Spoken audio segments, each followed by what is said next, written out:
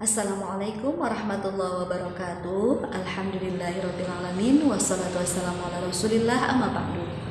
Alhamdulillah, dalam kesempatan kali ini kembali kita belajar materi pendidikan agama Islam dan budi pekerti. Untuk tema kita hari ini adalah tentang keteladanan Rasulullah Sallallahu Alaihi Wasallam dan sahabatnya. Kita mulai kegiatan hari ini dengan membaca basmalah bersama-sama. Bismillahirrahmanirrahim. Anak-anakku, apa sih arti keteladanan? Yuk kita simak bersama. Teladan berasal dari Kamus Bahasa Indonesia adalah sesuatu yang patut ditiru atau baik untuk dicontoh. Tentang perbuatan, kelakuan, sifat, dan sebagainya. Contohnya, ketekunan, kemudian kesabaran, dan lain sebagainya. Jadi, keteladanan itu adalah hal-hal yang dapat kita tiru atau kita contoh. Baik, siapkah kalian untuk meneladani Rasulullah? Rasulullah Sallallahu Alaihi Wasallam, Nabi Muhammad adalah seorang manusia sama seperti kita. Namun Allah mengutus beliau memang untuk memperbaiki akhlak kita. Beliaulah contoh teladan yang perlu kita tiru karena akhlak beliau begitu sangat mulia. Dalam pelajaran kali ini, yang pertama, kita akan melihat apa itu Al-Amin yang dimiliki oleh Rasulullah. Kemudian, bagaimana kasih sayang Rasulullah pada keluarganya. Kemudian pada lingkungannya, seperti apa ya? Nah, selanjutnya, bagaimana kepemimpinan para sahabat Rasulullah. Beruntung ya para sahabat yang hidup bersama Rasulullah bisa meneladani langsung dan bertemu langsung dengan Rasulullah. Untuk itu, kita juga bisa meneladani Rasulullah.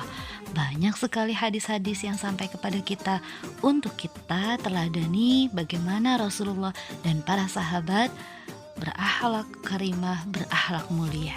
Kita mulai. Yang pertama, anak-anakku perhatikan gambar-gambar berikut. Gambar-gambar tersebut menunjukkan sikap-sikap yang perlu kita miliki sebagai seorang anak muslim. Tentu kalian sudah banyak melakukan hal-hal tersebut. Kita hanya perlu untuk menguatkan kembali dan mengistiqomahkan. Tujuan kita belajar kali ini semakin memperkuat akhlak-akhlak yang sudah kita miliki. Siap anak-anakku? Insya Allah. Selanjutnya, Rasulullah Shallallahu Alaihi Wasallam mempunyai gelar Al-Amin. Apa sih arti Al-Amin? Al-Amin artinya adalah orang yang dapat dipercaya. Kalian tentu sudah mengenal bahwa Rasulullah adalah Nabi yang terakhir yang diutus oleh Allah. Namun beliau diutus untuk menyempurnakan akhlak umat manusia. Nah, di sini pertama kali kita tahu bahwa pada saat usianya remaja beliau diminta untuk membawa dagangan oleh pamannya, dagangan milik Siti Khadijah bintu Khuwailid yang sangat kaya raya saat itu dan dihormati di kota Mekah. Kemudian pada usia 30 tahun, Nabi bersama-sama dengan orang Quraisy diminta memperbaiki Ka'bah. Kemudian pada saat itu mereka berselisih siapa yang akan meletakkan batu Hajar Aswad. Tapi Rasulullah punya ide yang sangat cemerlang dan meletakkan Hajar Aswad di sebuah kain, kemudian mengangkat ujung-ujungnya bersama para pemimpin-pemimpin kabilah lain. Itulah kehebatan Rasulullah. Nah, jalan keluar yang diberikan oleh Rasulullah dengan pemikiran yang luar biasa. Anak-anakku, mari kita teladani sikap jujur beliau, kemudian percaya bahwa anak yang jujur pasti disayangi oleh seluruh teman-teman, guru, dan orang tua. Baik, kita lanjutkan kasih sayang Rasulullah terhadap anak-anak, keluarga, dan orang tua, serta masyarakat. Coba ingat bagaimana Rasulullah menggendong putrinya Fatimah ketika masih balita untuk tawaf mengelilingi Ka'bah. Padahal saat itu penduduk Mekah sangat tidak menghargai anak perempuan. Nah, karena masih jahiliyah ya. Nah, sekarang sudah tidak lagi karena semua sangat memuliakan anak-anak perempuan. Begitupun ketika Fatimah sudah memiliki anak, berarti cucu Rasulullah ya, Hasan dan Husain digendong oleh Rasulullah, dicium oleh Rasulullah, seperti itu. Nah, barang siapa yang tidak mau berbelas kasih, maka ia juga tidak akan mendapatkan belas kasih. Itu hadis riwayat Bukhari dan Muslim. Berarti Kalau kita ingin mendapatkan kasih sayang dari orang lain, kita pun juga harus mengasihi orang lain. Seperti itu, itulah hadis yang diajarkan oleh Rasulullah kepada kita semua. Nah, amal apa lagi yang paling disukai oleh Allah? Ini pertanyaan dari seorang sahabat. Ibnu Mas'ud pernah bertanya kepada Rasulullah. Lalu Rasulullah pun menjawab, yang pertama adalah sholat tepat pada waktunya. Aduh, sudah kita lakukan ya, insya Allah. Berikutnya adalah berbakti kepada orang tua. Lalu apa lagi? Yang berikutnya adalah jihad fisabilillah. Rasulullah tidak pernah menyakiti hati orang lain, nak. Hal ini dibuktikan dalam hadis beliau selanjutnya. Barang siapa yang beriman kepada Allah dan hari akhir, maka hendaklah ia berkata yang baik atau diam. Maka ucapkanlah yang baik-baik saja. Jika tidak bisa, lebih baik diam. Tidak perlu mengejek, tidak perlu mencela, tidak perlu mengatakan hal-hal yang tidak baik. Itu terakhir adalah kepedulian Rasulullah terhadap lingkungan. Bagaimana Rasulullah mengajak kita untuk hemat air. Dibuktikan dengan hadisnya yang mengajak kita untuk berhemat ketika berwudu atau mengecilkan air keran ketika kita berwudu. Hati-hati ya. Selanjutnya, Rasulullah juga mengajak kita untuk tidak melakukan kerusakan di muka bumi ini. Mudah ya. Yang pertama bisa kita lakukan adalah tidak membuang sampah sembarangan. Itu contoh yang paling mudah. Nah, Rasulullah menjadi pembawa rahmat bagi seluruh alam semesta ini. Anak-anak sudah tahu ya bahwa Rasulullah diutus sebagai rahmatan lil alamin, pembawa kasih sayang bagi alam semesta. Tentu kalian ingin tahu lebih jauh apa tujuan Nabi Muhammad berdakwah. Untuk apakah Nabi berdakwah?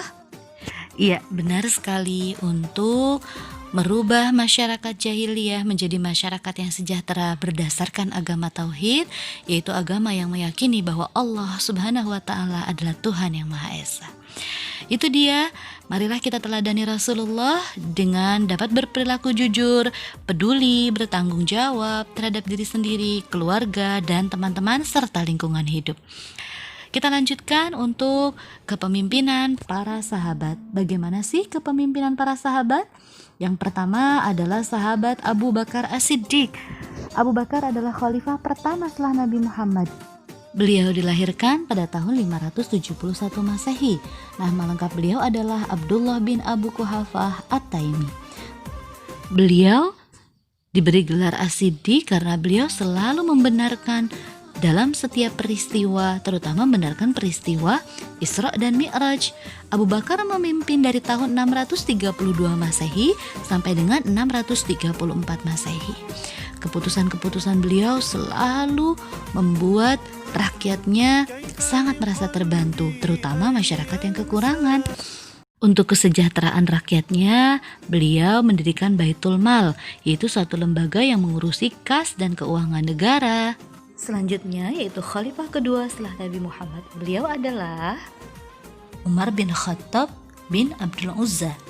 Beliau menjabat sebagai khalifah setelah Abu Bakar pada tahun 634 Masehi sampai dengan 644 Masehi.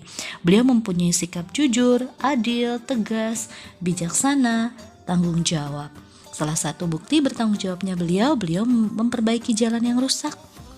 Selain itu, jasa Umar bin Khattab juga adalah penetapan kalender 1 Muharram atau yang kita kenal juga dengan tahun Hijriyah. Itu untuk sahabat Umar bin Khattab. Selanjutnya adalah sahabat Utsman bin Affan. Utsman bin Affan menjabat sebagai khalifah selama 12 tahun pada tahun 644 Masehi sampai dengan 656 Masehi. Beliau terkenal sebagai seorang yang dermawan.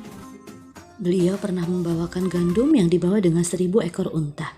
Kemudian beliau pernah membentuk kepanitiaan untuk mengumpulkan mushaf, yaitu Zaid bin Thabit, kemudian Abdullah bin Zubair, Abdurrahman bin Haris, yang kemudian menjadikan mushaf imam atau disebut juga dengan mushaf Utsmani. Yang berikutnya ada di Mekah, kemudian di Suriah, dan juga di Basrah serta di Kufah. Kemudian yang terakhir beliau juga pernah merenovasi Masjid Nabawi. Yang terakhir adalah Khalifah Ali bin Abi Thalib, yaitu anak dari paman Rasulullah SAW, Abu Thalib. Beliau sangat pemberani. Kemudian Beliau menjabat pada tahun 656 Masehi sampai dengan 661 Masehi. Beliau sangat peduli pendidikan dan ia mendirikan madrasah. Dia mempunyai sikap jujur, cakap, bertanggung jawab. Kemudian dia juga mempunyai ketegasan dan kepedulian yang sangat tinggi pada bidang ilmu pendidikan. Nah, beliau juga menjadikan Kufah sebagai pusat ilmu tafsir, hadis, nahwu, dan lain sebagainya. Itulah dia Khalifah Ali bin Abi Thalib. Alhamdulillah, baru saja kalian saksikan bagaimana keteladanan Rasulullah dan kepemimpinan para sahabat. Semoga kita bisa meneladani dan kita bisa mengamalkan dalam kehidupan kita sehari-hari. Baiklah, kita akhiri kegiatan hari ini dengan membaca hamdalah dan doa kafaratul majlis. Alhamdulillahirabbil alamin, subhanakallahumma wa bihamdik, asyhadu an la ilaha illa anta, astaghfiruka wa atubu ilaik. Dari kami mohon maaf, ila liqa. Assalamualaikum warahmatullahi wabarakatuh.